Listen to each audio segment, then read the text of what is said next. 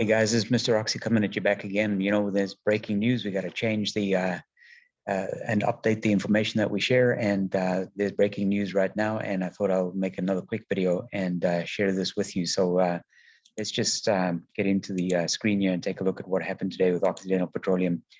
So earlier on, obviously, we saw this rapid rise. And one of the reasons for the quick uptick that I had suggested was, in addition to the Russian-Ukrainian conflict situation, Occidental was also grossly undervalued.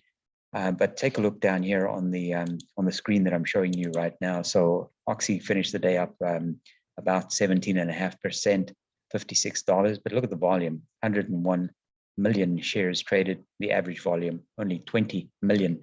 So when we see an anomaly like that, we kind of dig a little bit deeper. So I'll go into my email here. This is my weekly summary from Occidental Petroleum.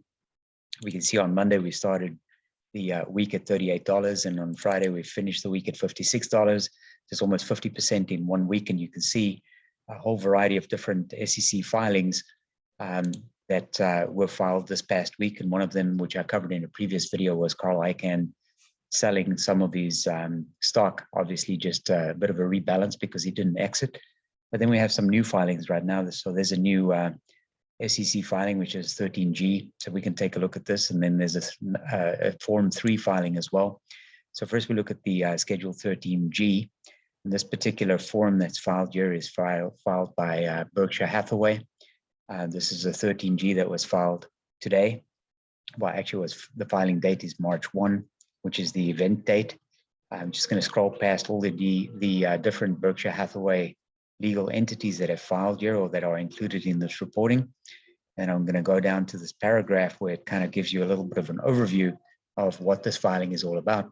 It says the shares of common stock of Occidental Petroleum reported in the Schedule 13G includes warrants for an aggregate of 83 million. That's the difference between the average daily volume of about 20 million and today's volume of about 100 million shares of common stock exercisable by certain of the reporting persons within 60 days, the Berkshire Warrants.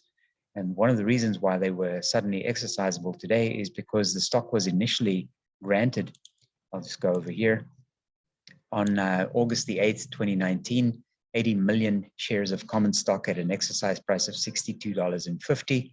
But on June the 26th, 2020, the board of directors declared a distribution to common shareholders of warrants of additional share of common stock, which distribution resulted in an anti-dilution adjustment to the Berkshire warrants, which lowered the exercise price of the Berkshire Hathaway warrants to $59.62 per share and increased the number of shares of common stock issuable on the exercise of the Berkshire warrants to 83 million. So that's a couple of changes there. It was initially 80 million and it was adjusted to 83 million. And it was initially, these warrants were issued at $62.50 and adjusted to $59.62 per share. So what happened? What happened was this.